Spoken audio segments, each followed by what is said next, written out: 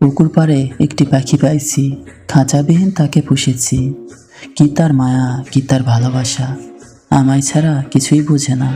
তার সরলতায় আমি গা ভাসিয়ে দিই, খাবার খাওয়ায় আদরে আদরে।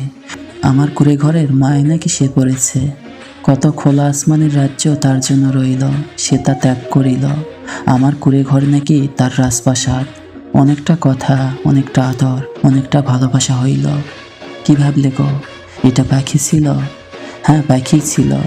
তবে তুমি নামক পাখি, যাকে আমি খাঁচাবিহীন পুষে চলেছি, ভালোবাসা, মায়া, যত্ন করছি। আমার মনের পরিত্যক্ত রাজবাড়ি তাকেই দিয়েছি, আর সে রাজবাড়ির মালিক হয়ে আমায় নতুন রূপে সাজিয়ে চলছে।